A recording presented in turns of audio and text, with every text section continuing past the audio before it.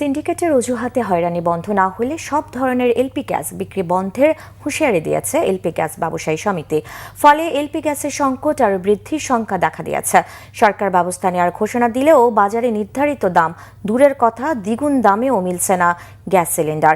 জ্বালানি বিশেষজ্ঞরা বলছেন, সরকারের নমনীয় পদক্ষেপে এলপি গ্যাস নিয়ে নয় ছয় করছে ব্যবসায়ী ও অপারেটররা। বিস্তারিত মামুন আবদুল্লাহর রিপোর্টে। মগবাজারের দিলু রোডের বাসিন্দা নূরজাহান বেগম দীর্ঘক্ষণ লাইনের গ্যাস জ্বালানোর চেষ্টায় ব্যর্থ। অবশেষে সিলিন্ডারেই ভরসা, তবে তার দামেও আগুন। দ্বিগুণ দামে কতদিন এভাবে রান্না করতে পারবেন, এ নিয়ে অনিশ্চয়তা কাটছেই না। এলপি কিনে খাওয়ার সামর্থ্য শেষ হয়ে গেছে। আগে কম ছিল, কিনে খাইছি, এখন দাম বেড়েছে দেখে কিনে খাওয়ার সামর্থ্য শেষ। সাধারণ মানুষ হিসাবে তো এটা কিনে খাওয়া আদৌ সম্ভব না, কারণ একটা মানুষ মাসে কত বা ইনকাম করে। পাইকারি দোকানে চলছে এলপি গ্যাসের হাহাকার, দেখা মিলছে না গোডাউনেও। আমার দোকানে প্রায় ৫-৭ দিন যাবৎ ভর্তি গ্যাস নাই। তো কোম্পানিতেও লিকুইড সংকট, এই জন্য কোম্পানি গ্যাস দিতে পারতেছে না। গ্যাসটা এখানে আপনার ১.৫ মাস যাবৎ গ্যাস নেই, আর আমাদের এগুলো সব খালি বোতল। তবে তথ্যের ভিত্তিতে বাংলা ভিশনের টিম হাজির রাজধানীর তেজগাঁওয়ের হকার্স মার্কেটে। গণমাধ্যমের উপস্থিতি টের পেয়ে দোকান বন্ধ করে লাপাত্তা ব্যবসায়ী। গাড়ি থেকেই সরাসরি চলে যাচ্ছে অজানা স্থানে। অতিরিক্ত মুনাফার আশায় এমন কৃত্রিম সংকটের অভিযোগ ক্রেতাদের।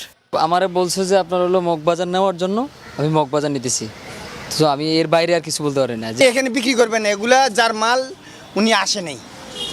আপনি কার কাছ থেকে কিনলেন? আমি ওই আসে নেই, তো আমার পাঠাইছি এইখানে যে ওখান থেকে 4টা মাল তুমি নিয়ে আসো। আমি যখন দিছি ও তো ওখানে আসিল, এখন তো নয়। আপনারা আয়নের পরে ও গেছে গা। 2 দিন আগে জিজ্ঞেস করছিলাম, বলছে 2000 টাকা, ওই 12.5 কেজি। আর আপনার আজকে ফোন দিছি, বলতেছে যে আজকে ওনার কাছে একদমই নাই। গ্যাসের অবস্থা এটা তো একটা বোঝা যাচ্ছে যে কৃত্রিম সংকট তৈরি করা, আর কিছু না। এলপি গ্যাস ব্যবসায়ী সমিতি বলছে ২৭টি কোম্পানি বাজারজাত করছে ৫.৫ কোটি সিলিন্ডার। তবে সংকটময় মুহূর্তে তা দাঁড়িয়েছে ১.৫ কোটিতে। তাদের অভিযোগ, আমদানিকারকদেরকে না ধরে ডিলারদের উপর চালানো হচ্ছে খড়গহস্ত। বিআরসি বসে যদি আমাদের সাথে সমঝোতায় না আসে, আমাদেরকে নিরবিচ্ছিন্ন গ্যাস না দেয়, আমরা আগামী ২৪ ঘন্টা পরে সারা বাংলাদেশে গ্যাস বিক্রয় বিপণন বন্ধ করে দেব। আর জ্বালানি বিশেষজ্ঞরা বলছেন, সরকারের তদারকি সেলগুলোর অচল অবস্থাই এই পরিস্থিতির জন্য দায়ী। আগে সরকারের আমলে ব্যবসায়ীরা বাজারের উপরে নিয়ন্ত্রণ রেখেছিল, তারা রাজনৈতিক ক্ষমতাশালী ছিল। এখনকার সরকার তো রাজনৈতিক দল নেই, স্বজনপ্রীতি নেই, তাহলে তারা এদেরকে নিয়ন্ত্রণ করতে পারে না কেন? তারা এদের কাছে কেন জিম্মি হয়ে যায়? এর কোনো সদুত্তর ভোক্তাদের কাছে নেই। সুতরাং এখানে সরকার বিশেষভাবে অভিযুক্ত। জ্বালানি উপদেষ্টার এই কথা স্বীকার করাটাই যথেষ্ট নয়, তিনি এ দায় এড়াতে পারেন না, এ অভিযোগ তার উপরে বর্তায়। দ্রুত সংকট উত্তরণে সরকারকে দৃঢ় পদক্ষেপ নেয়ার তাগিদ জ্বালানি বিশেষজ্ঞদের।